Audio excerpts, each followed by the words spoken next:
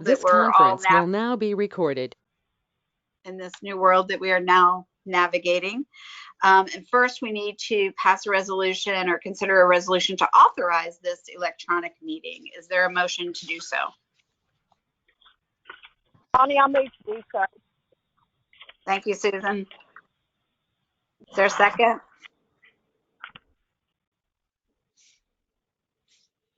I'll second it. Was that Frank? Yes. Okay, thank you. All in favor? Steve? Yes. Susan? Yes. Frank? Yes. And Bonnie's a yes. All right, we are now authorized to have such meeting.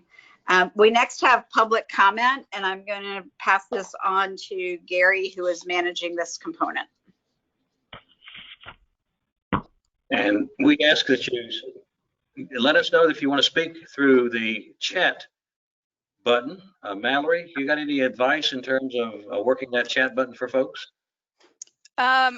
Yes, if you're using the desktop app, it's a little icon in the top right corner that looks like a little thought or talk bubble.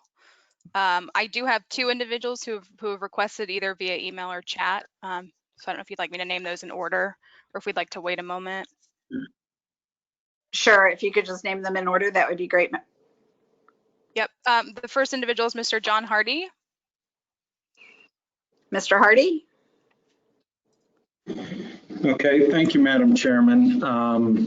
I appreciate the board allowing us the opportunity to speak today at this electronic meeting. And, you know, while we still have odor concerns and things like that going on for neighboring properties in the Rustburg area today, I wanted to broach a little different topic with you and maybe revisit that for the board's consideration. And that is, when it comes to the topic of excess revenue, I know that the board had a split vote for the distribution of excess revenue. And this is something that I believe really needs to have a strong resolution. We're in unprecedented times. Right now, we're not able to meet in person. We know that people's jobs are being affected, their livelihood is being affected, and all of our communities are going to face the reality of some hard difficulties ahead as we come through this. And I hope that we will have positives that we learn and gain and move forward with. But what I wanted to discuss with you concerning the excess revenue is I would call upon you know, all of these governments to revisit this issue and really use what I would refer to as some common sense here. This authority started quite a while ago, and the excess revenue distribution and pattern and the agreement is all there. Right now, the infighting and the disagreements when it comes to this topic ultimately is going to hurt the citizens of Lynchburg and the citizens of Campbell in our current situation. So I would like for the board to reconsider the excess revenue distribution. You know, in the past, when faced with tragic times and tornadoes and different occurrences, Region 2000 and all the board members saw their way to help Appomattox County. This is revenue that rightfully should go to Campbell and Lynchburg for per the agreement as it stood originally. And while I don't love everything about the agreement and the way that it was set up, it's the right thing to do. We need to be able to help our citizens. This revenue would allow us to do that in Campbell. And people need to see that governmental agencies can work positively together. You've got a chance to do that, but you've got a chance to go in the wrong direction and prove that this entity is a complete failure. So I'm hoping that you will consider the excess revenue distribution going to Campbell and Lynchburg as it should per the agreement. Thank you. Thank you, Mr. Hardy. Mallory, our next speaker. Yes, we have one other, Mr. Chris Amos. It's okay. My boss gets my last name wrong all the time too. It's fine. Thank you all. I appreciate the public comment opportunity, especially through this digital format. I first wanted to say a thank you to Clark and his staff. I participated in the last household hazardous waste opportunity they had out at the livestock, or excuse me, at the original landfill there in Lynchburg, and they were very helpful, very friendly, more so than I was expecting. They started, grabbing old TVs and some of the stuff I had and just doing all the work themselves. And no, I can take care of that. So I just wanted to pass along, Clark. They were amazing, and thank you to you and your staff for that. I thought that was a really good experience. The next thing, I have some questions, and I think, Clark, the best thing may be just for you to jot these down, because they're in regards to the proposal for the landfill gas. So I think it's not necessarily a good flow to answer some of those questions now, and then we address it 4 points later. So I don't know if that's okay with you, that might be the best way to go about it. So the couple questions I had was, I was looking through the documents. I couldn't figure out who was covering the cost of the construction of the facilities on premises, if it would be Region 2000 or if it would be those companies, the two companies there. And then the other one of the other questions I had was, where on the property would these facilities be constructed at within the region, the site there on Livestock Road? And then another question I had was in regards to the RNGC project. I noticed that it was saying they would use 10,000 gallons of water per day, and that there would be 10,000 gallons of wastewater per day. And so I guess my question with that is, that seems like a lot to me. Maybe it's not, but it seems like a lot. How that wastewater be taken care of? Is Campbell County able to accommodate that sort of question for that? And then in regards to the LFG proposal, just maybe understanding how those engines work a little bit more, and would there be potential noise from those engines, and how that might be housed, and whether there would be noise dampening in any of those buildings or things like that where those engines would be. So those are the questions I had regarding those proposals. And thank you, Clark, in advance for addressing those. And then the last thing I had was in regards to the excess revenue, as well, as Mr. Hardy stated. I really admonish Lynchburg and Campbell to vote against any new budget that does not include excess revenue payments. Based on my understanding, this would this would be a split vote if you both voted nay, which would result in a nay decision on any budget. And based on my conversations and my understanding regarding the readings that I've taken part with, talking with Mr. Christie and such, that without an intact budget, that the landfill would essentially cease operations at the start of the new fiscal year. So Lynchburg and Campbell County, from my understanding, you hold the trump card here. You are owed excess revenue payments. And if you both vote no to any proposed budget that doesn't include that, then the landfill essentially shuts down and ceases to operate. So I encourage you both to stand your ground as far as the excess revenue payments go. Thank you. Thank you. Clark, are the questions that were asked, are those things you can follow up with at a later date? Actually, I can answer them right now. Okay. If that's all right. Sure. We will address that project later on. We have had a request from the company that we have selected to contract with to delay the contract for 3 to 6 months, waiting to see what the outcome of the economic outcomes of this whole situation we're in. So we will be tabling that issue today. Also, I will answer the questions though. The first question you had was, who pays for the equipment and the installation? Madam Chair, are we responsible to do that? Do we have to have an engagement, a conversation during public comment period?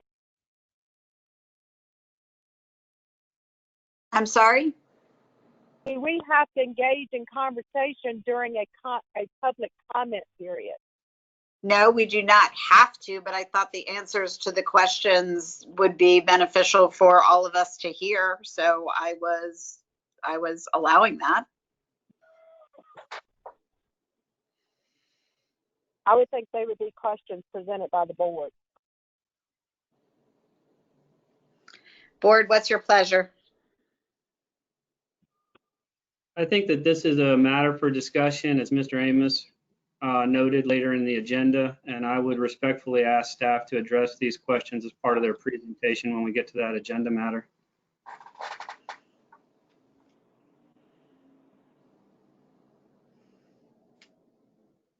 We've never allowed that in the past to address the questions that the citizens presented.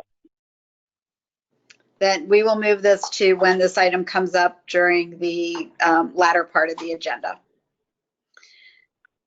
Mallory, are there any other speakers? Thank you, Mr. Amos. At this time, no, I haven't received any other comments. Thank you.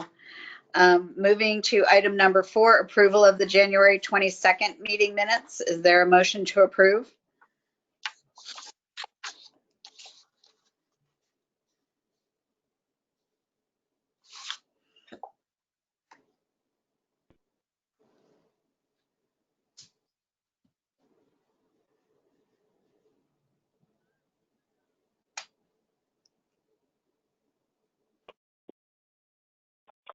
Madam Chair, this is Frank. I'll move approval.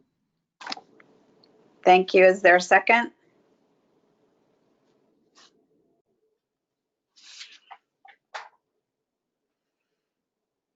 I was absent. I can't second them. Susan, Steve? Sorry, I had it on mute. I second the motion. Thank you, Steve. All those in favor, I'll do a voice vote. Frank? Aye. Steve? Yes. Susan? Aye. And Bonnie abstains. Thank you. Rosalie and Clark, financial updates.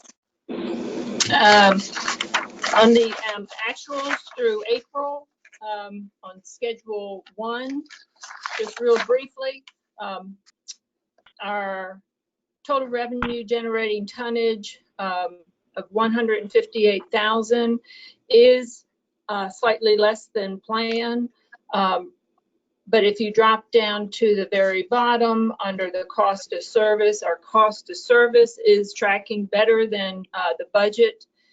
And that is because even though tonnage is down, our operating costs are down slightly too.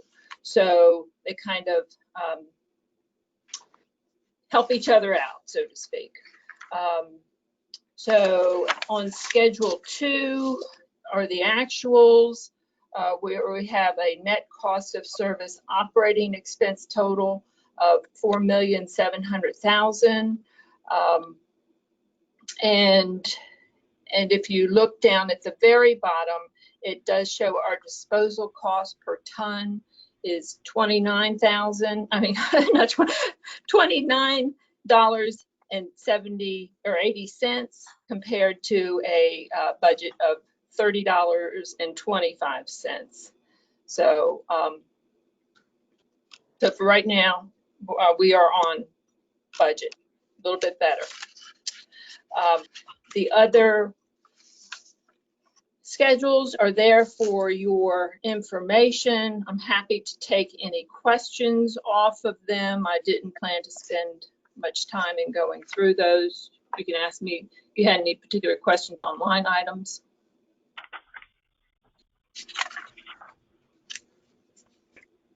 Any questions from anybody? None from Frank.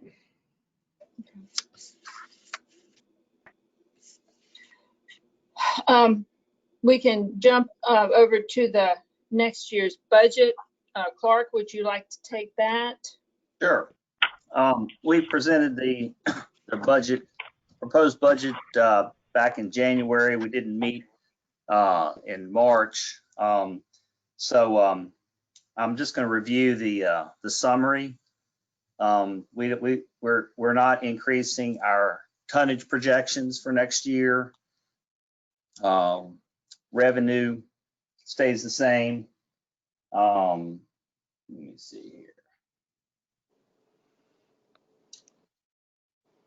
The expenses, total expenses also stays the same. We aren't proposing a tipping fee increase for either members or our private customers. The tipping fee will remain at the cost of service at $30.25 per ton, and the market rate will remain at $40.25 per ton. No increase. The budget that you're looking at does have a proposed 3% salary increase for our employees. We believe it's justified to help continue our good employee retention rate we've experienced over the last several years. Also recognizing their excellent performance to help keep your tipping fees low, especially over the last couple of months. We haven't really skipped a beat with operations.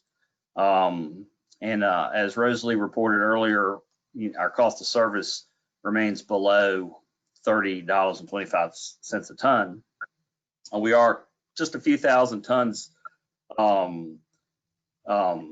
behind where the the projections are, but we haven't really seen a significant drop off in tonnage over the last few months, which is a little bit surprising, but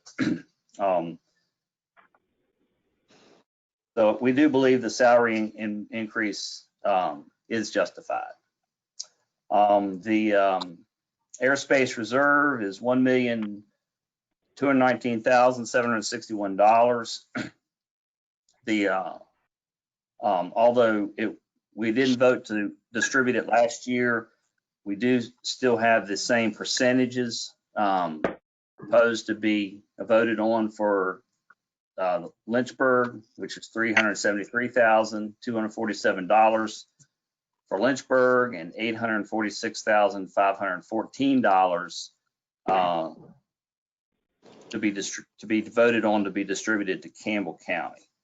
That next little section, major adjustments, that was just disregard that. That was a carryover from last year's file that I didn't delete.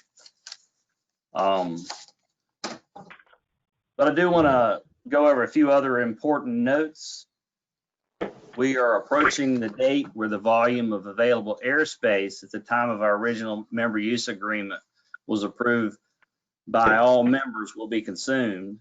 Therefore, the annual vote to distribute the excess revenue to Campbell County and Lynchburg based on those percentages, the volumes that was initially available at Livestock and Concord won't be required after we reach that milestone. We're projecting we'll reach that milestone sometime during FY 2022. So we just need to start thinking about that.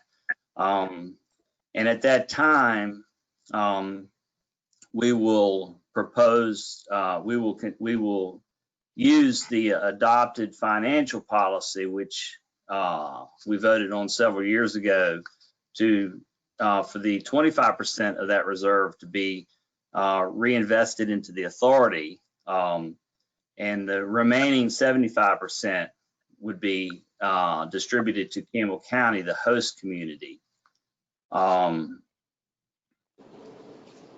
That lateral expansion that the board approved many years ago has proven to provide an additional 8 or 9 years of landfill capacity from 2030 to 2031.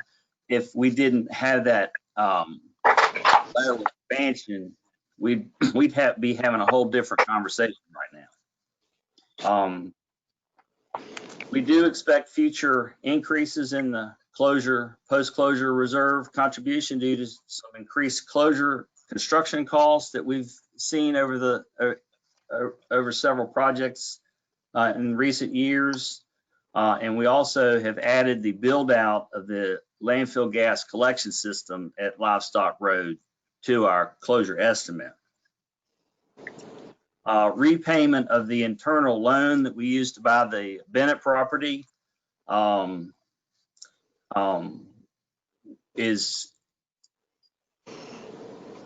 we use post-closure fund. We borrowed money from closure post-closure funds, and we have deferred that annual contribution back into the closure post-closure funds to repay that loan till around 2025, and then we'll start ramping up those closure post-closure funds to make up for that $2 million that we borrowed to buy the Bennett property. We also included the updated pro forma budget. And as you can see, although we're not increasing tipping fees this year or next year, we will be gradually increasing the tipping fee to match the cost of service fees to max out at somewhere around $35, $36 a ton in 2031. This pro forma does not take into account other variables such as the impact county waste might have on the authority's budget when their facility in Cumberland opens, and they begin diverting approximately 50,000 tons to that landfill. And it also doesn't factor in any potential revenue from a landfill gas to energy project that we will be considering at a later meeting, which I'll explain later. So that's all I have. Is there a motion to approve the budget? Thank you, Clark. Or any questions? Let's get a motion on the table and then discuss. I'm not in favor of approving the budget as submitted. Okay, well, are you willing to put a motion on the table for discussion? I'm not.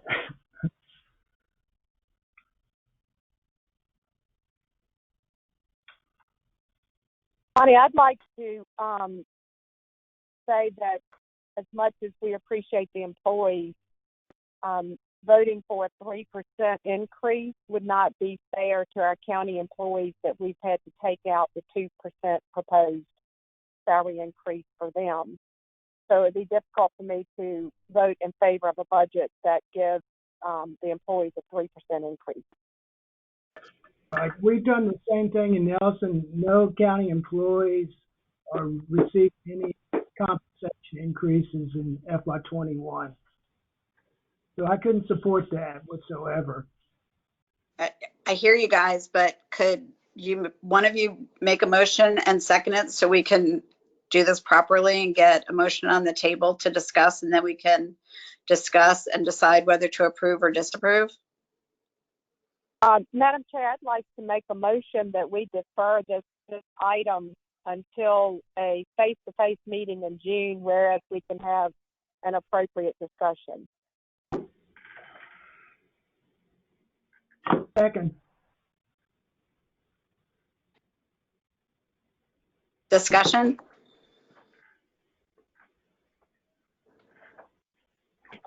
I mean, I don't know that there's any protocol, or Gary, regarding having a face-to-face meeting if we are still in a social distancing mode from the governor's directive. Oh, I think that the budget amendments that were passed allows you to have a face-to-face meeting. We just have to figure out how to socially distance so as everybody's comfortable. But I think you can have a meeting of this authority during the month of June. Our Board of Supervisors has met all along, and with the 6-foot social distance and then limiting to 10 people in the room. Yeah. Other than one meeting, so has our board met it publicly, Nelson County. Okay, there is a motion on the table to defer the budget until a face-to-face meeting in June when we would not normally have a meeting, correct, Gary? That's right. There's not one scheduled for June, but we can have a meeting. So this is Frank. I don't object to deferring action on this until we can be in a room together, but just some observations in advance of that conversation. I too have some concerns with the 3% compensation increase. I think it may make some sense to include it in the budget as a plan and bring it back later in the fiscal year to see if it is still reasonable based on trends, but I understand where Susan and Steve are coming from. So I want to also share my hesitation with regard to the 3% compensation increase. I also want to note that the airspace reserve piece is not satisfactory to me. I'm not pleased with the term airspace reserve. I don't know how that term got introduced. And as this year, where it was not clearly enumerated for the localities entitled to it, I would object to a budget that doesn't similarly direct those funds to each of the respective localities. So I would not support the budget as proposed. Thank you. And likewise, I feel similarly to the rest of you regarding the proposed 3% increase. And please understand that that is not a message at all about the good work that everybody does. It is just that it is very difficult for me to support that when we also had to take out of my proposed budget the 3% salary increase, as well as phase 2 of a market study adjustments for employees. So let me ask this of staff to bring us a budget back at a to be determined date in June for a face-to-face meeting without the 3% in the budget. And also, I am also concerned that we seem to be using terminology that we are unfamiliar with and that is not consistent with our member use agreement. So I prefer that we call excess revenue what it is, despite the fact that I hate the term. Excess revenue is excess revenue as defined in the member use agreement. So let's defer this to a meeting date in June. Isn't excess revenue based on airspace reserve? Clark or Gary?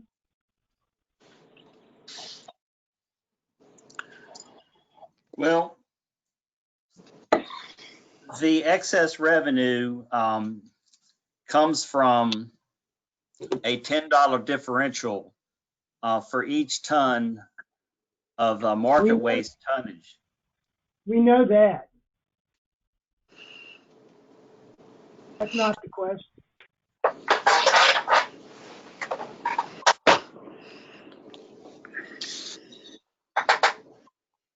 You don't have to answer the question. I'll just note my vote will be the same as last year. Will everybody mute, please? Thank you. I'm sorry, Steve. I said Clark does not have to respond to my question. I'll just note now or in June, I won't be voting in favor of a budget that includes excess revenue, airspace reserve, or whatever anybody wants to call it.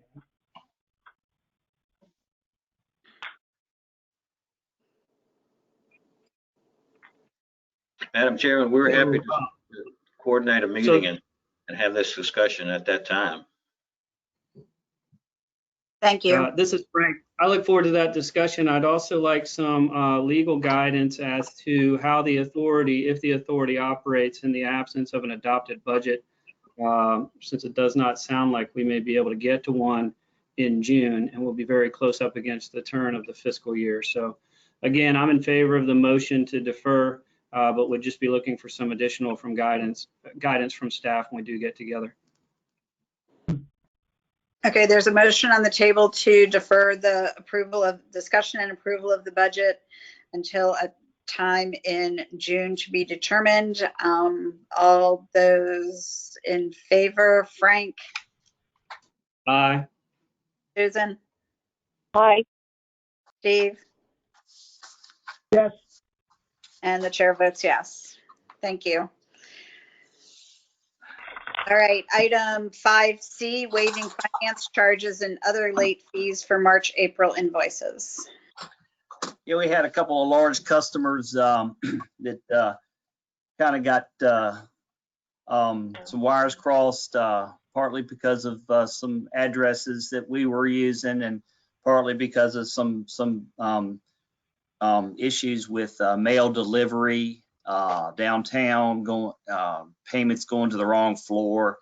We were able to straighten those out really quick, but we are proposing that we do waive any finance charges or any late fees for those two customers, as well as any of our other March or April customers that may have experienced an issue with payment.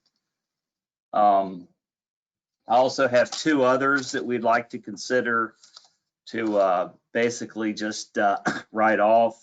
We've been carrying these for about 8 to 10 years. One is from Thomas Furniture. They're not in business anymore. And the other one is from another construction company that we can't contact either. So, and that was MB Hill Construction, and that's $6,765.29. We've been carrying that one for looks like about maybe ever close to 10 years, I guess. Haven't been able to track them down. And then Thomas Furniture, let's see, what's the total on that one? It's $2,490.49. Is there a motion to waive these finance charges and late fees or any? Yeah. What was the amount of the late fees for March and April cumulatively? I don't have that in front of me right now, but it was in I believe it was well over $10,000. And Clark, And that was more our fault than the customers. Yeah, one of the bills, it was our two of our largest private haulers, which is very unusual that we didn't receive payment.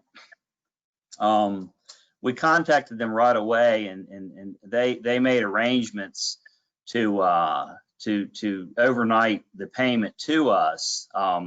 One was a snafu we had with our billing software, where the bill was sent to the wrong address, and then the other one was an issue where the payment was delivered to the Bank of the James building, must have ended up at some other floor. Because of there was very few people working in the entire building. The bill was later found laying on somebody's desk, and so that was an issue with mail delivery. So yes, I do not believe the two customers, as far as I can remember, have never paid a late bill. Clark, if I might inject there, the total amount of the finance charges just for April were $22,476, but the majority of that $21,000 of it was just from County Waste and First Piedmont, those two customers alone. Yeah, I knew it was way up there. But yeah, and it was, both of those situations were no fault of theirs. And they Thank you. responded right away with making sure that we received the payment, or we found, or in one circumstances, we found the payment.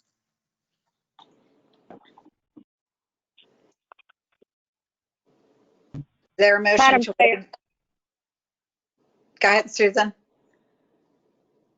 I just wanted to add that I understand that things happen during all of this crisis as we've all encountered it. And I have no problem with going ahead and supporting that motion. I would ask in the future, though, if we could kind of see that before the meeting so we'll know what we're voting on would be most helpful. Mm-hmm. So Susan, is that a motion? We don't have a motion yet. Okay, well, we'll make that into a motion to support the recommendation of waiving those late fees.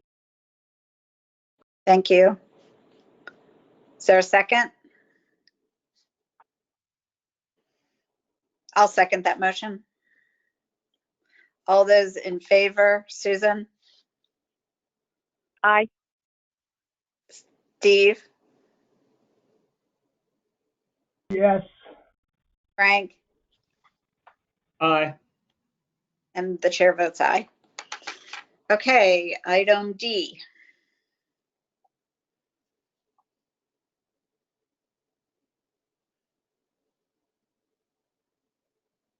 I think he covered that, right? Did you do item D? Yeah, no, that refers to the pro forma budget that we attached. Okay, Basically, we update this and reconcile it with our actual budgets about once a year or so. And this is the most recent one that's been updated. And I did touch on this earlier that through 2031, we will be gradually increasing our cost of service or our tipping fees up to about between $35 and $36 a ton. I do want to point out that this budget this pro forma does include fully funding our post-closure and closure reserve for Livestock Road landfill, so that we will have the projected amount of money to close the Livestock Road landfill and also to fund the post-closure period. It also funds the continued capital equipment purchase projects that we have planned, as well as covering our debt service reserve through the 2031. We will be looking at another borrowing for phase 5 cell construction, likely in a couple of years. So we will bring updates on the borrowing for the last phase cell construction at future meetings. does anybody have any questions? Okay, thank you, Clark. Ted Cole, consideration of a renegotiated rate for the balance of the 2011 bond. Good afternoon. This is Ted Cole. I hope everybody can hear me okay. Thanks, Ted. Good. And hopefully you all have a presentation that was put together by Davenport. We serve as financial advisor to the authority. It's a short presentation, about 5 pages, that I was going to walk through.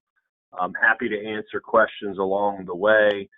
And then Jesse Bausch and/or Dan Siegel from Sands Anderson should be on as well. They serve as bond counsel to the authority, and they'll be able to address, if this is something you all do want to move forward with, the approvals and the accompanying documents that hopefully were circulated to you all ahead of the meeting as well. So I will start.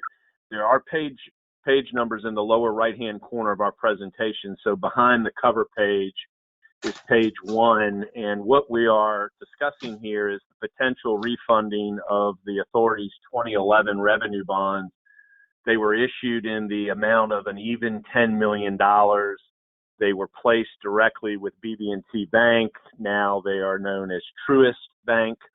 Those bonds, or that bond, was issued to purchase property, construct cells number 6 and 7, and various projects. At the time, we issued $10 million even. Currently outstanding is a little bit under $3.8 million. It has a final maturity of August 1 of 24, and it carries a fixed interest rate of a 4.15%. That was established when we closed the loan in 11. The prepayment language that was included in the original loan called for the loan being able to be prepaid in whole only, so not a partial payment, in whole only, and only on a scheduled payment date. And the payment dates on this are 8/1 and 2/1, or February 1 and August 1. So in talking about this potential opportunity with authority staff and looking at options, looking at some other bank financings that we had been involved with, we decided that let's approach BB&T, now Truist, as I said, and talk about a potential refunding with them. And what BB&T came back with, and they came back with this on May 1, a formal proposal that said a couple of things. One, they would be willing to waive the requirement to prepay only on a payment date. So in other words, it gave us the flexibility to refund this loan and pay off the old loan on any date.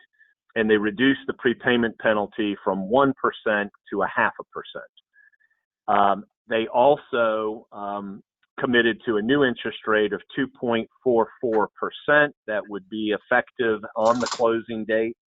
Just for y'all's purposes, we are assuming in our numbers that I'm going to share with you that we would close this refunding on June 5th.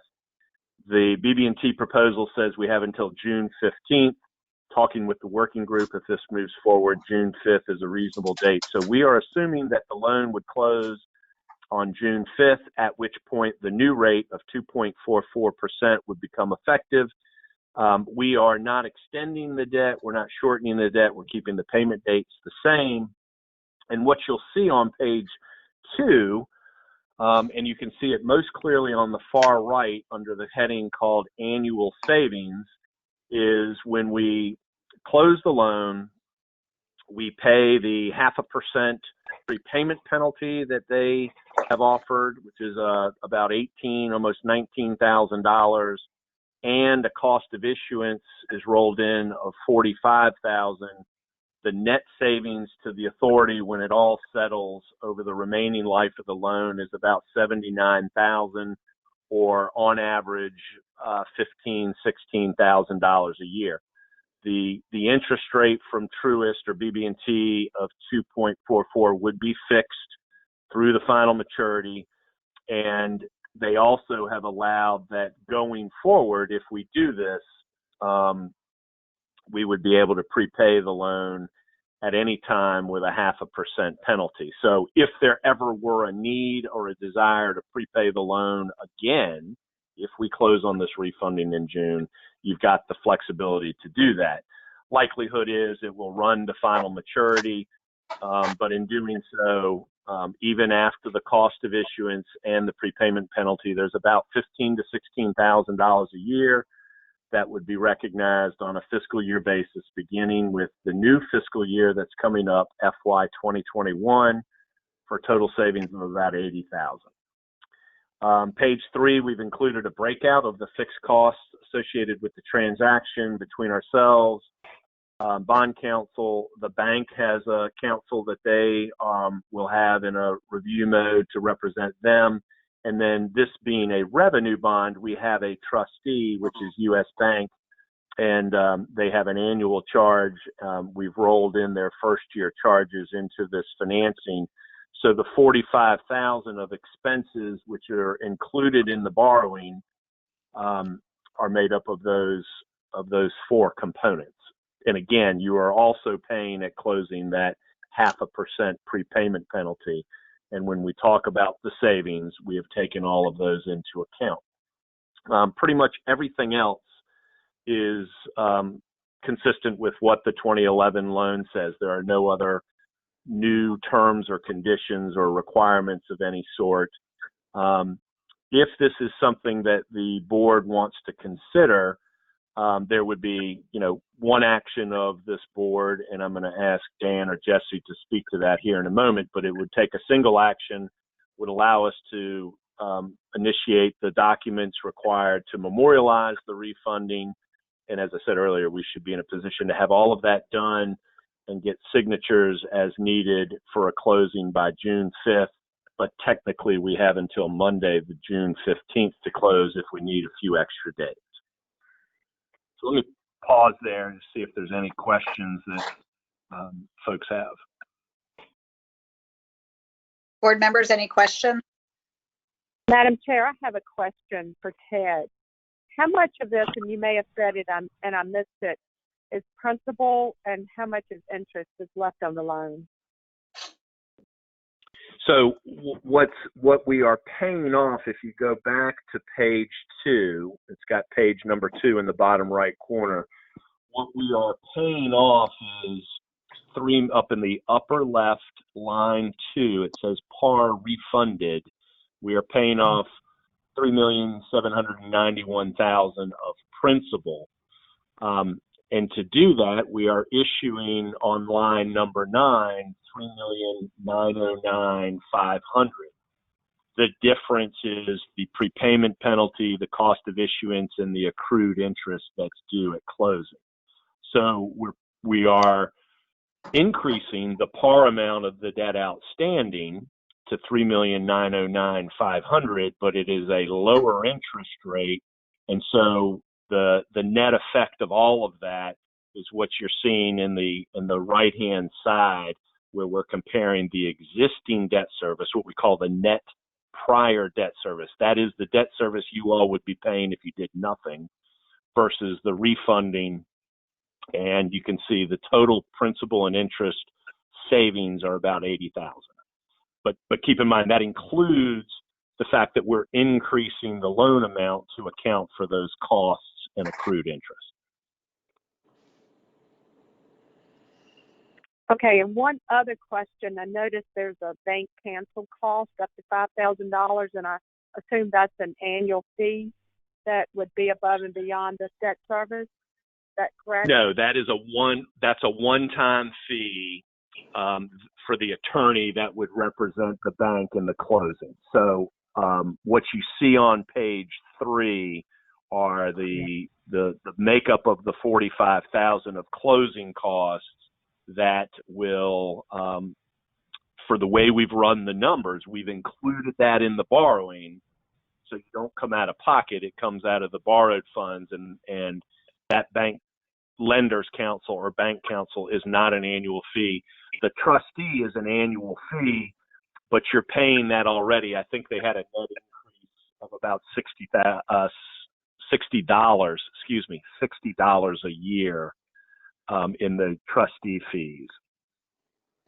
Okay, I was looking at page 1. I know we recently refunded with BB&T, and now we get a separate bill annually from the bank for these additional costs. Additional bill for these costs. I mean, what I would expect is at closing, we will have some fees to pay. I know that, and that would come out of the bond money. The only annual cost that you all would receive related to this transaction would be from the bond trustee. And as I said, it's about $60 to $70 more per year than what you're currently paying. So I don't think you should expect on an annual basis any invoices to be paid besides the debt service and the trustee fee. Gary, can you tell us what that annual fee is currently? Rosalie, Tanya, do you remember? Is it about $900, $600? Off the top of my head, I don't know. I'd have to look it up and give you that answer later. I just paid one and it's $650. Yeah, we've got that. Ted, the current, Ted, it's RT. The current annual fee is $605. The new annual fee would be $650. So it's a $45 annual increase or net difference. Okay. So that's for the bond trustee function, where they hold monies, you pay principal and interest to them, and then they disperse it to the individual lenders or bondholders. So I was overstating it slightly. 605 a year to 650 a year. What is the difference if we prepaid this thing over the next 2 years, even with 1% premium?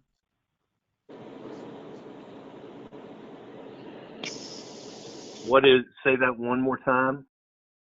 Instead of 4-year term, if we paid in 2 years, what are the savings, if any, there?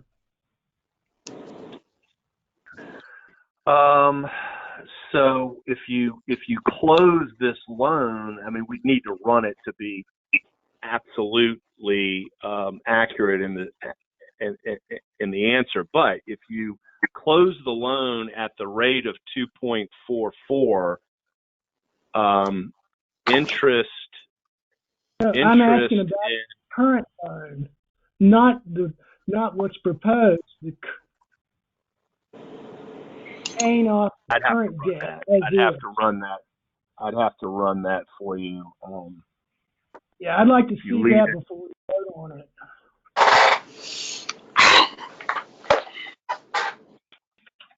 Okay. So prior debt service, you're paying about $840,000 a year for debt service right now on a fiscal year basis. So if you shortened it by half, your payment will be going up. It'll be. Question is, how does BB&T apply those early payments? But it should be going up by roughly a half or twice as much, and the savings it's a little bit iterative. We'd have to set it up. Unfortunately, I can't give you an exact answer on the phone. I mean, right now under your debt service, you are paying $50,000 a year of interest, give or take. So we might save $100,000.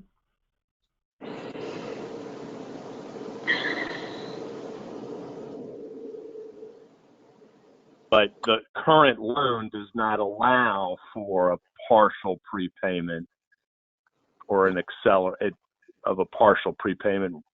So we'd have to get that approved. Mm-hmm. Current loan allows for a prepayment in whole with a 1% penalty on a payment date. So to leave the existing loan outstanding, we just would need to get BB&T to accept partial prepayments or an accelerated payment schedule. Presumably they'd be willing to do that. Your payments would go up in a commensurate fashion. You're paying about it varies year by year, but about $750,000 a year principal. Mm-hmm. So you would be having to increase your payments or doubling your payments to half the life of the loan. And if you paid it off 2 years earlier, it looks like there might be 75,000. It kind of depends on how quickly you pay it down. But in fiscal year 25, you're paying I think about $17,000 of interest. Yes. Yes. $823,000 in principal, $17,000 in interest. So for a total of payment in fiscal year. If you knock off fiscal year 25, you'll save 17,000 of interest. If you knock off fiscal year 24, you'll save 50,000. So we're talking about $70,000 of interest that you would prepay if you shortened it by 2 years. You have to amortize $1.6 million or so of principal over the, those to make that happen. You'd have to pay that back at an accelerated fashion. No, I understand that.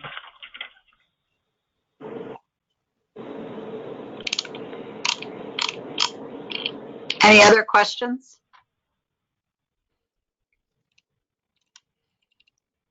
Okay, my understanding is that we need to pass the attached resolution is to approve this renegotiated this refinancing.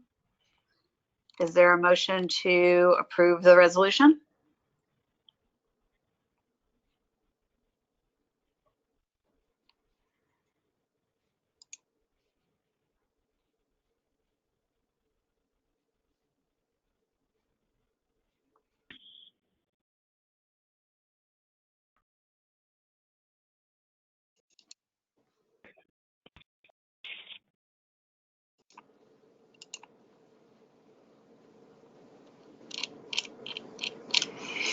I'll make the motion to approve the resolution. Is there a second?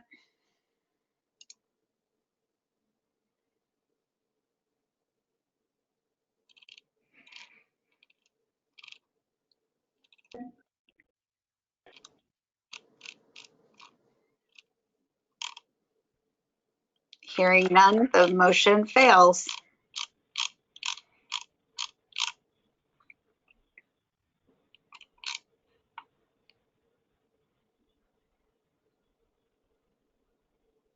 Okay, moving on to item number 7, installation of phase 4 landfill gas collection system project Livestock Road using 15 bonds. Clark.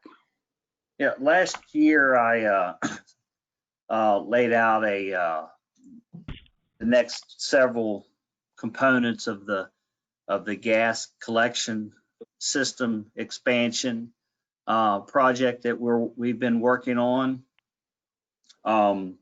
We did a small project last fall. We're approaching a level at the landfill where we're about ready to proceed with the next component of that expansion.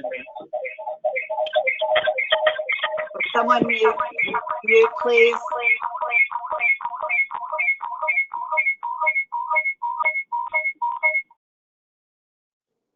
Thank you, somebody. Okay. We're within the next 6 months or so, we'll be at a stage where we're ready to go ahead and start constructing the next phase of our landfill gas collection system. You've got a proposal from SCS Engineers as a continuation of our original PPEA agreement we had with them to engineer and construct the next phase. The total cost is $171,509. We're proposing that we use $126,000 of remaining bond funds that haven't been claimed from the last borrowing we went through several years ago to build phase 4. It's the liner for phase 4. So we'll need about another $45,000 to complete that project. Looking over this year's budget, we've got several line items that will end up with a surplus.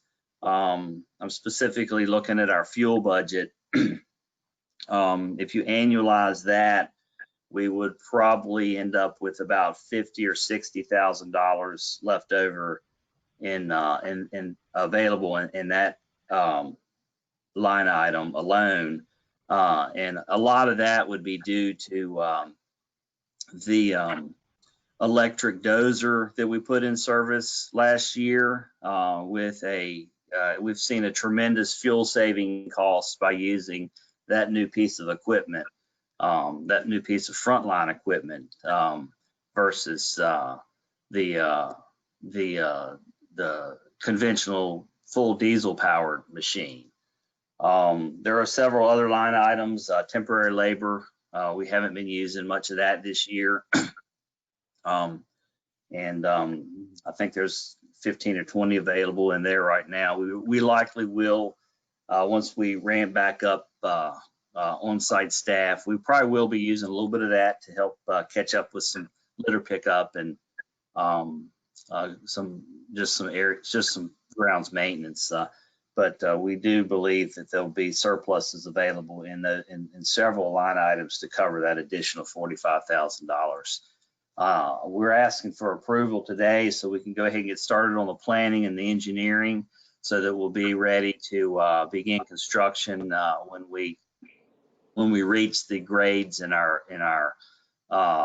phase 4 that would be required to construct this system. This system is also designed to be permanent. It's not sacrificial. It's designed to be compatible with ongoing operations. The final product will be basically in the waste. It'll be buried in the waste through a system of horizontal collector pipes and smaller buried vertical wells.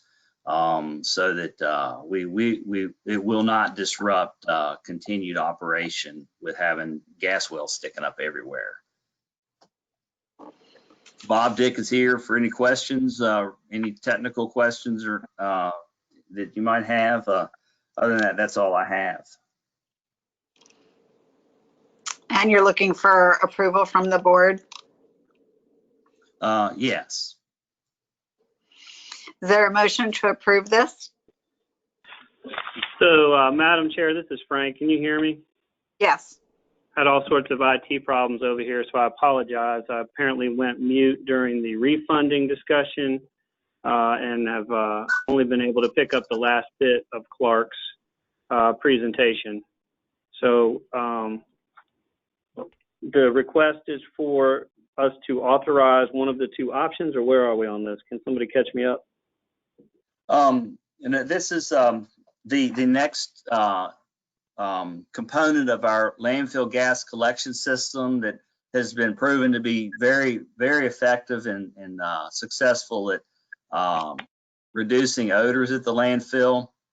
We're entering into our third lift in phase 4, which is the lift that we have proposed to install the next component of the collection system. I was explaining that it's not sacrificial. It's a permanent part of the system, which compatible with ongoing operations through a series of horizontal collectors and vertical wells, or caissons is what we're calling them. We've got $126,000 of available bond funds to put towards that project, and we're expecting a surplus in several line items, specifically our fuel line item that would have sufficient funds to complete that project. Thank you, Clark. I apologize to everybody for having to revisit that, but I appreciate your patience on it. So this is an expansion of the gas extraction system that helps contain odors, and we've got funds available to do it. Is that correct? Yes. I move that staff be authorized to proceed. Second. Any further discussion? Clark, is this system required? Oh, I do not believe as with at the beginning of this project several years ago, we haven't and Bob, help me out here. I do not believe we've reached the threshold that the DEQ would mandate a system like this at this time. Bob, unless we've reached that recently, I believe that's still the case. That's correct, Clark, in the context of the Clean Air Act program under both EPA and DEQ air quality regulations, which have specific threshold of emissions that trigger a mandatory gas collection and control. The livestock road facility has not yet triggered that threshold for a mandatory gas collection and control system under the air quality programs that DEQ administer. I will say that I could also potentially answer the question that the solid waste permit does have both a landfill gas collection and control plan outlined in the solid waste plan, and then, the solid waste permit, and that system is being installed in conjunction with waste filling, primarily obviously for odor control purposes, instead of deferring until all waste is in place. And then the solid waste management plan also has an odor control, an odor management and control plan that outlines the facility's intent to install this. So, is it absolutely required at this time? The answer would be no under Clean Air Act programs, and maybe a little bit more of a gray area as far as interpretation under the solid waste permit, which does have the facility's plan to continue installing and operating a gas collection and control system in conjunction with waste placement. Gas collection and control, right? So I thought, Clark, in the past you said as we moved further away from any further away from residential properties, that the odors and stuff would be further abated without potentially the necessity of this odor control system. Well, that is true, that the further away we get from the residential areas, the lower the impact the landfill has on those adjacent properties. And the same goes for the phase 3 that we just capped with a permanent cap. However, the landfill continues to produce gas, and we're capturing a significant percentage of that gas now. But as you build the landfill, the gas production proportionally increases, and those gases are under control now. However, if we don't continue to install and expand our gas collection system as we build the landfill and eventually close the landfill, which is required for closure, is a gas management, gas collection system, and we're just doing it right now as we build the landfill, rather than putting it in after the landfill is completely closed, because it's more effective the way it's been engineered, and it also will continue to help capture a significant portion of those gases versus releasing those odors into the atmosphere, which at that point is just based on which way the wind's blowing.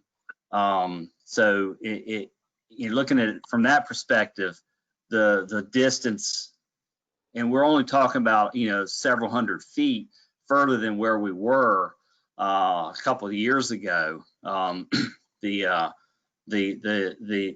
gases would still become an issue if we didn't continue to construct the system and expand the system as we build the landfill.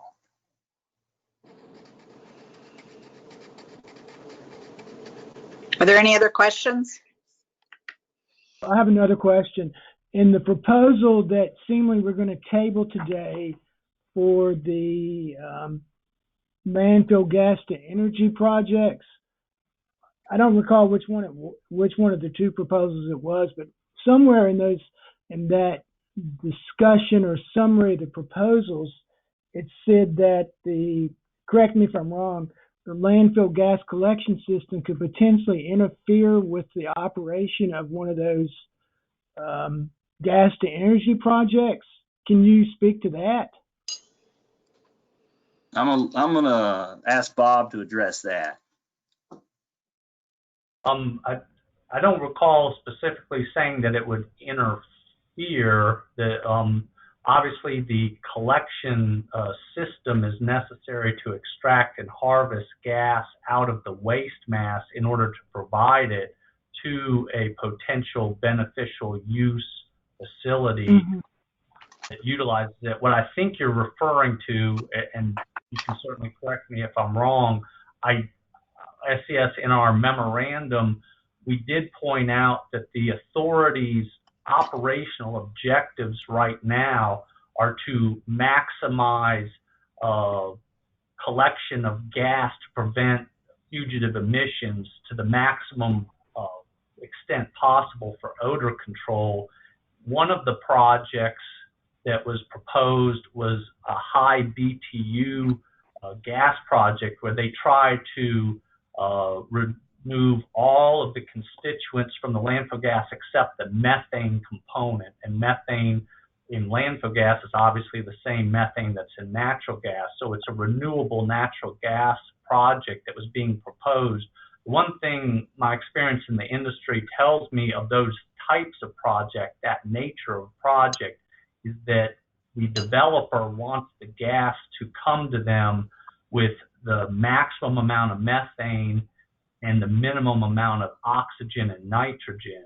And I think I was just pointing out that that type of an end use, specifically a renewable natural gas project, would potentially put the authority at somewhat of a, not contradiction of objectives, but just a challenge, that it could propose a challenge between what the renewable energy developers' desire is, which is for high quality, the richest gas in terms of methane and the lowest content of oxygen and nitrogen, whereas right now the authority is maximizing the vacuum on each and every well in order to collect all the gas possible in order to prevent any fugitive emissions. So I think I was just pointing out that one of the uses could put the authority in a position that they would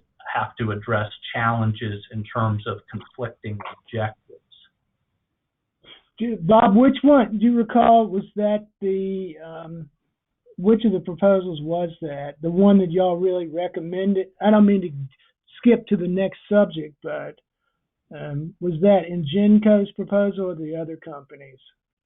It's the other company. The renewable natural gas company is the one that has the technology to produce a renewable natural gas that is essentially only the methane component. Ingenco was the company that uses converted Detroit diesel tractor trailer engines that they modify, and they bleed the landfill gas in through the air intake valve and then displace the use of diesel fuel or number 2 fuel oil in the engines. They can tolerate the methane down to about 40% and as oxygen as high as 5%, which admittedly I was pointing out as one component of a consideration for the authority that Ingenco which, as you point out, was ultimately the one SCS recommended for a number of reasons, not just this one exclusively. But when it comes to embracing the authority's method of operation and primary objective of odor control, we felt that INGENCO's technology was better aligned with that. It's not that this facility can't have a high BTU renewable gas project. It's just that it would certainly have greater potential, in my opinion, to put the authority and the developer and juxtapose their goals and objectives, whereas INGENCO would not necessarily experience such a dramatic need for high methane and low oxygen nitrogen, just as a matter of the technology being proposed. One other benefit of continued expansion of our collection system is that as the landfill fills up, it produces more gas. Expanding the system will collect more of that gas, which means eventually, hopefully, we will eventually have a project, energy project. So the more gas that we can deliver to the project, the more energy they can produce, which results in more revenue for the authority. Yeah, or potentially so. Yeah. So my last question, I think, Clark, for you is the engineering cost is part of the total project proposal, or 17%, I think about $25,000. Is that percentage and amount an average for this type project, or what is being experienced with engineering costs overall? Are you proposing that's acceptable, I guess? Yeah, this is consistent with PPEA that we've been working, with them, as from the original project. I mean, you keep up with that. We don't. So in reviewing these things, those are things that catch our attention, of course. Mm-hmm. So you're saying you're okay with 17%, $25,000 engineering costs? Yeah, and some of that is also ongoing field monitoring as well during construction. Isn't that right, Bob? Yeah, that's correct. It was covering both the design engineering, I think, was roughly a third of that. And then there was a second task for actual what's often termed called CQA, construction quality assurance. In the case of a design build, we call it CQC, construction quality control. I used to work in that field, so I'm familiar. Okay, thank you. Thank you very much.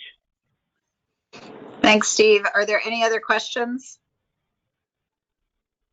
There's a motion on the table to authorize staff to proceed with this. All those in favor? Frank? Aye. Steve? Yes. Susan? Yes. And the chair votes yes. All right, thank you. Thanks, Bob. Okay, Clark, review of the proposals for the sale, use of livestock, road, landfill, gas. Okay, we've kind of been touching on this since the public comment period, so I'll address Chris's questions at this time. Chris, the cost for this project would be strictly paid for by the developer, not the authority. The proposal that we selected from INGENCO, they have proposed to fully fund the capital equipment costs and the installation cost of that project. You were asking about what type of engines. Bob touched on that a little bit. They're tractor trailer diesel engines that have been converted to use gas, landfill gas, and those engines in turn will power generators that generate electricity. There'll be 12 of these engines constructed inside a soundproof metal building. They will have an engineered building to reduce the noises so that they won't exceed what's considered the current ambient levels. So the noise should be not an issue as well. You asked about the RNG proposal with the 10,000 gallon of water usage. That was the proposal that we were not recommending that we move forward with. Now to the item itself. The company Ingenco contacted me last week and asked me to delay the issuing the contract for 3 to 6 months based on the current economic conditions based on COVID-19. So at this point, we're recommending that we just table this item. Clark, where you didn't answer the question about where it's going to be located. Oh, I'm sorry. Yeah, the site is would be adjacent to where our current flare is located. It'd be between our flare station and our shop building. It will be on authority property.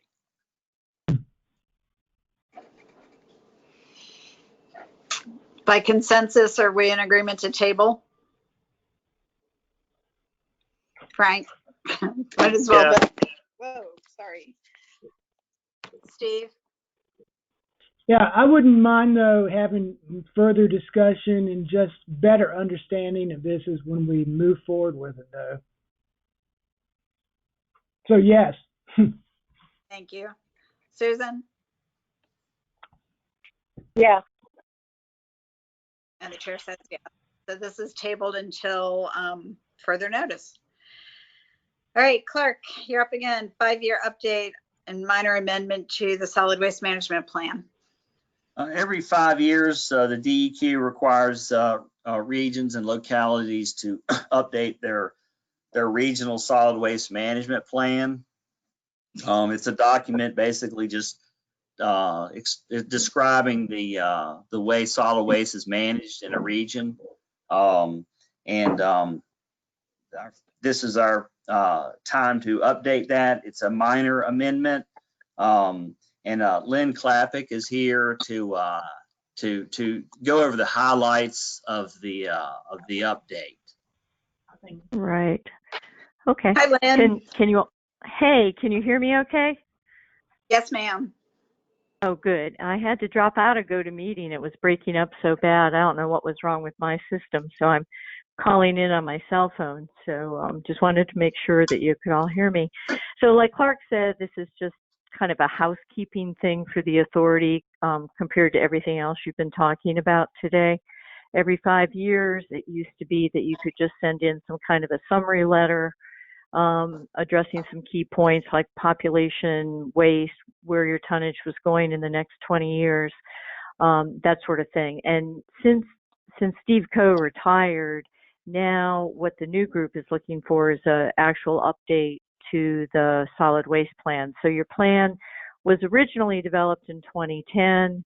In 2015, that 5-year, we did a major amendment to incorporate the additional capacity for the phase 4, phase 5 landfill expansion. And then 2020, like Clark said, it's the authority's time to update their plan. In 2015, we had done a very simplistic major amendment. It was approved by DEQ, but the new group wants to see a full plan, a very robust plan. So I went back to the 2010 plan, keeping general format, updating a lot of data in there. A lot has changed since the 2010 plan. 10 years ago, we were still talking about the authority formation and all the work that went into getting to to the member use agreement. Now, this plan reflects the work to date because there isn't 20 years of capacity left in the landfill. I indicated to DEQ in the solid waste plan that you've been doing all the strategic planning. You'll keep doing the strategic planning, and provided information in the document itself illustrating how you work to inform the public, include the public, and do all that. So that's, it is housekeeping. There are some things that have changed. This does now incorporate the minor amendment that was submitted, I think, early January for the county waste transfer station in Appomattox County. There's really just a few highlighted sections that what I wanted to go over with, in fact, there's only one section I wanted to go over with the authority, because the rest is very boilerplate. How do you estimate your tonnage? How do you, going forward, what are you going to do in 20 years? But there is an appendix in here.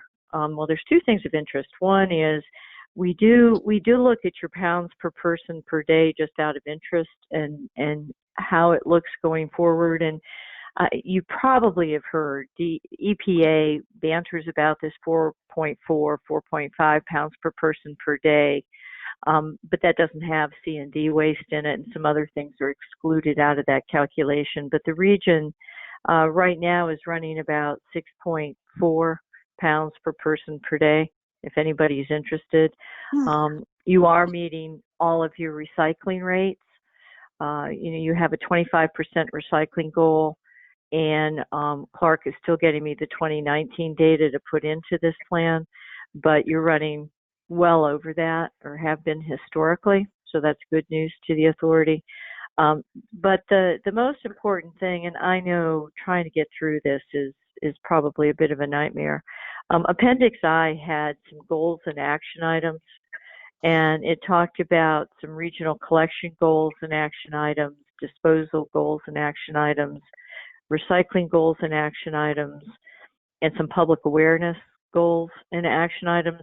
And we try to keep them fairly vanilla, nothing they can hold a gun to your head and say, why didn't you do whatever you promised to do?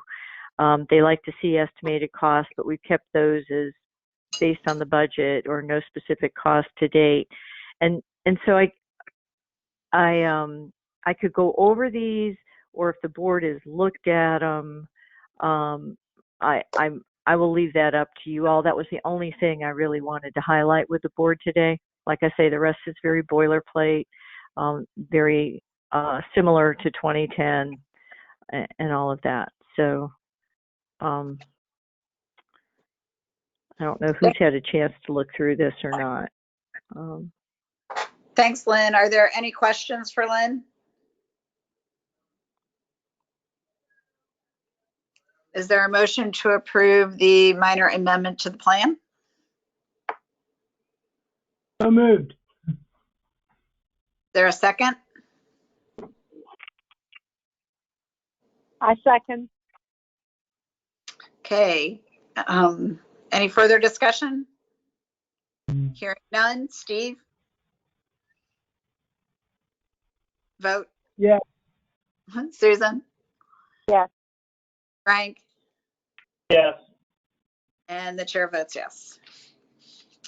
Prior to going on to the director's report, Frank, I wasn't sure that you heard the entire item regarding item number 6 and the bond and the outcome of that. I did not. I understood Mr. Carter was asking about some different terms. If there was a payoff in 2 years under the current debt structure versus the savings over the refinancing. I understood that number to approximate the savings of the refinancing, but I did not hear, and I appreciate you bringing that back, what the authority did with that matter. So we didn't know that you were not on, obviously, and I made a motion to approve the resolution, and it died for lack of a second. And so the resolution was not approved to move forward with the with the resolution and the bond refinancing. Okay, well, I certainly would have seconded that motion, but if Steve and Susan were unwilling to second it, I can only suppose they're unwilling to support it. And so if that is indeed the case, I don't suppose we need to spend a bunch of time on it. Just for the record, I would prefer to go back since we had a technical issue and reconsider this. And the outcome sounds like it may well likely be the same, but for the record, I'd like for the record to show the action of the full board. So I will again make a motion to approve the resolution. Is there a second? And this is Frank. I will second that motion. Any further discussion? Madam Chair, I'd like to make a substitute motion to that we defer that to the June meeting for discussion. I would like to see a breakdown of the 5 years and what the principal is each year and what the interest is, because I think that was what Mr. Carter was asking. And I think staff probably could have shared that information with us prior to the meeting. Yeah, I mean, we just saw it in this package, no prior discussion. The analysis, I mean, what were the options besides just doing this, what was proposed? And when were staff authorized to proceed with having that discussion with Davenport? So do we have, Steve, did you second the substitute motion? Defer to June. Okay, I second the motion. Okay, the substitute motion, go ahead, Frank. I'm sorry, so just discussion, does that work with the timeline, guys? Yeah, that's what I was going to ask. I think it's June 15th, so we'd have to meet before then. Ted, are you still on the line? Yes, I am, yes. Yeah, we would, the proposal that BB&T has submitted expires on June 15th. They might be willing to extend it, we can ask, or they would revisit the rate and quote a new rate that's held for 45 days. It may be higher, may be lower, but we can chase that down and report back to staff if you'd like us to. So let me just ask the board, do you believe that we could get together before, say, June 10th so that Davenport would not have to go back to the bank and ask for an extension and which could include a potential revision to the rate? Staff, do you think you could make a meeting happen with us? I'm available for a little while yet. Yes, we'll work to get that meeting scheduled. It would be helpful to have the other options that you have in mind or particular interest in, so that Ted could work those up before the meeting. One question I have is, could we just pay the debt off, period, in August? Say that again? If August is the next due date for payment, can we just retire the debt entirely? Well, certainly it's going to raise your $37,000. fees. 1% of that 3.7 is 37,000. We'd save that over the next 3 years. Yeah, I think the short answer is yes. You could prepay it at the next payment date with the prepayment penalty, and then it's just a function of, I suppose, those monies would come out of authority reserves or what have you. What's the total amount of the interest due over the next 5 years? I don't know. that's That's why I'd like to see the second. chart. It would be saving, by going ahead paying that off. The remaining debt service. Give me one moment. Gary, while you're doing that, I guess the question is, do we have the capacity to pay it off? Well, that is my question, Steve. What are you proposing, or Susan, as the source to pay it off? Oh, I'm fine. I'd be fine with excess revenue. I was afraid that was the answer. I would not be fine with that. I assume that would be your answer. Okay, So the remaining principal to be paid on the current loan is $3,791,000, and the remaining interest is $406,471 for a grand total of $4,197,471, which you can see on page 2 of our book under net prior bond debt service, $4,197,000. Mm-hmm. So we would say that the authority paid it off, we would save $409,000 in interest. Well, excluding the 1% penalty. That's right. Yeah, you would save the $406,000 of interest due, and you'd need to account for the prepayment penalty. Correct. That's a much larger savings than refunding that. Absolutely. You just got to be able to pay for it. Yeah, So, I'm not so real sure what that would be. I think there was a motion and second to defer until another meeting prior to the bank's deadline. Is that correct? That is correct. Call the question. Okay, Steve.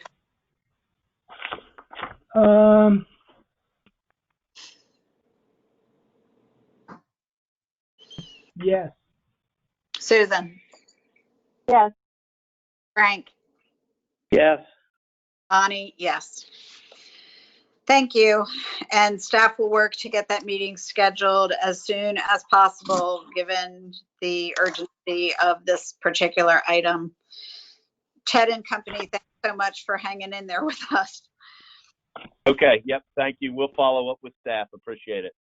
Thank you. Okay, Clark, director's report.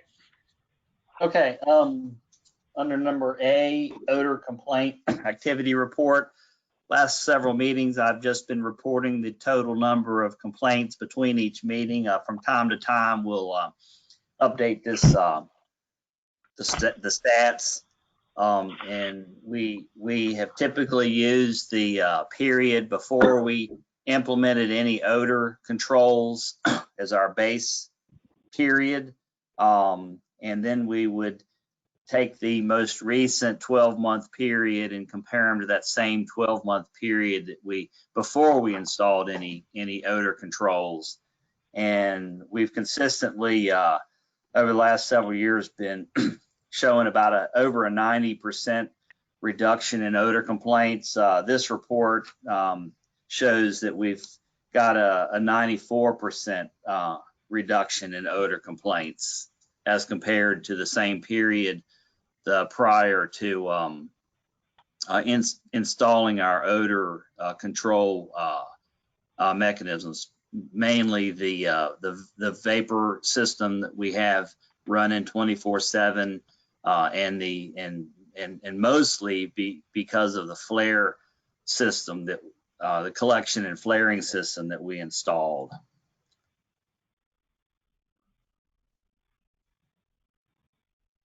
Any questions about odor complaints? Madam Chair, this is Frank, if I could, just real quickly.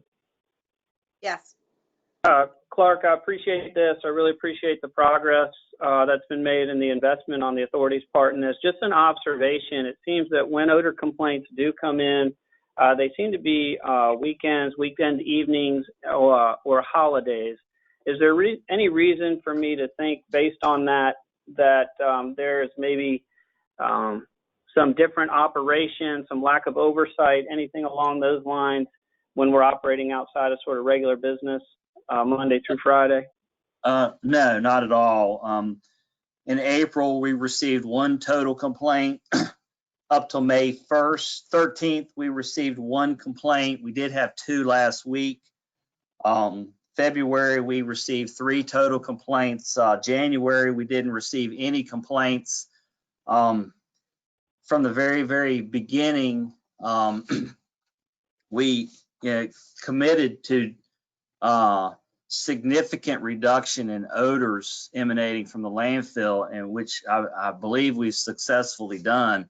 But we've always said that it is a landfill, and then there occasionally you may a neighbor may notice a short-lived odor, which is mostly what these have proven to be. Robert will typically go out and respond to these complaints, and I don't believe any of them have been chronic problems. They've just been a brief odor, an odor that's noticed for a brief amount of time and then it passes. Thank you. Any other questions? Okay, Clark? I always attach a tonnage chart comparing each month, year over year, month over month from the previous fiscal year. We're down about 4,000 or 5,000 tons from last year. It's not impacting our cost of service at this point. Typically, under a normal year, we would see a bounce towards the spring and early summer months in the tonnage, and to catch up. I'm not sure how that's going to play out this year, although we haven't seen a significant drop in tonnage so far. So Clark, was there some kind of extraordinary event last year? Because I can tell you the city of Lynchburg is doing its share in terms of tonnage. Yeah, I believe last year we did, if I remember correctly, we had that tornado come through. Was that last year? I believe, and we had also a flood event as well. I believe was last fiscal year, if I remember correctly. There's a couple of months in there that have some pretty high tonnages that I believe can be explained, from those 2 events. I'm just recalling from my memory, which sometimes isn't all that great. But Sure. It just seems like an anomaly because we are being inundated with people doing cleaning during COVID. And as soon as we pick stuff up, it's out again. Yeah. So it was a curiosity. Okay. Hazardous household waste collection schedule? Yeah. The next scheduled event at the Concord Turnpike facility is August 8th. And that's on our website. And I believe Robert has distributed that information to each one of you as well. Great. Thank you. All right. Item number 11, other business from the staff or authority members.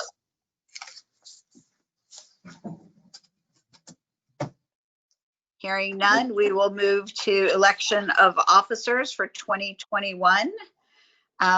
Traditionally, Lynchburg and Campbell have rotated the chair, while Appomattox and Nelson have rotated the treasurer's position. If we follow past practice, the following slate of officers are recommended: Frank Rogers as chair, a City of Lynchburg to be named representative, and treasurer Miss Susan Adams. Is there a motion to approve this slate of officers? It's Frank, so moved. Okay. I'm sorry, was that Steve? No, it's Frank. I move the slate as presented. Thank you. Is there a second?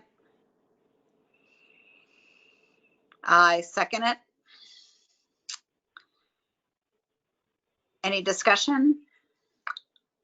When Mr. Rogers made the motion, I wanted to say that Mr. Carter is the current treasurer of the authority, and I think he's doing a good job. And if he would want to keep that position, I certainly would support it.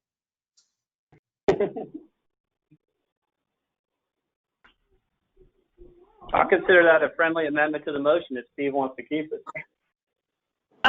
Steve had to step out for a minute. Let me just go check with him real quick. Oh no, don't move.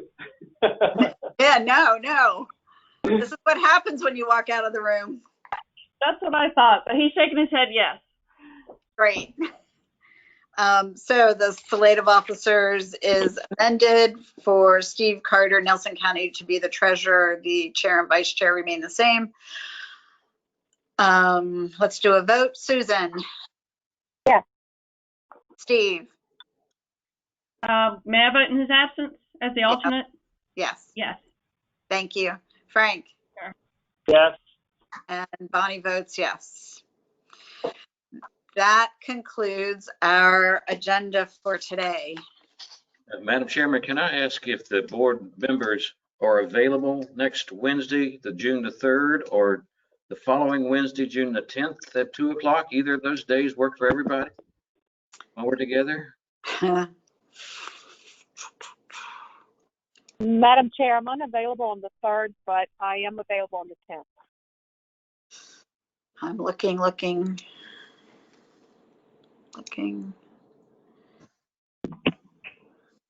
3rd.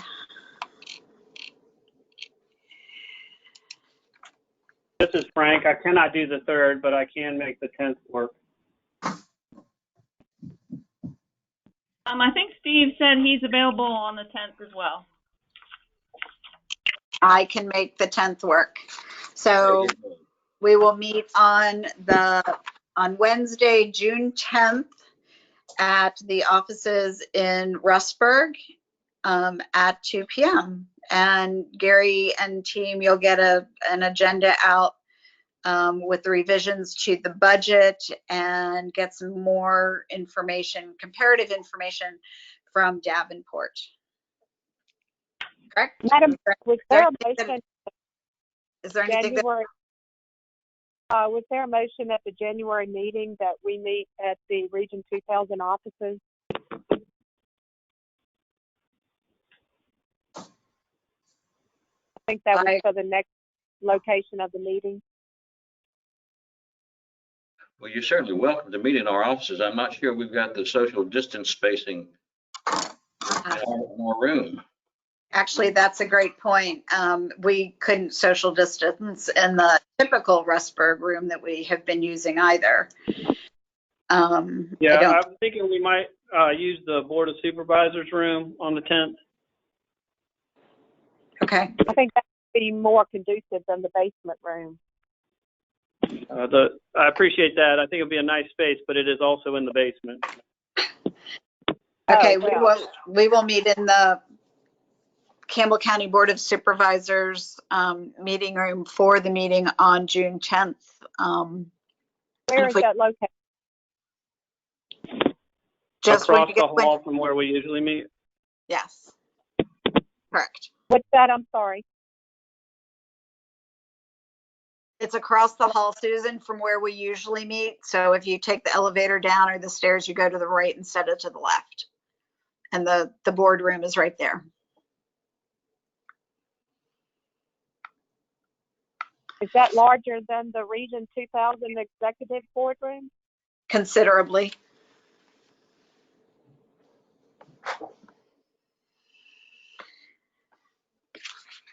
Okay, are there any other items that we need to discuss? All right, thanks everybody for your engagement and sticking in there, and we'll see you on June 10th at 2 p.m. in Rustburg. Thanks so much. Thanks, everybody. Thank you.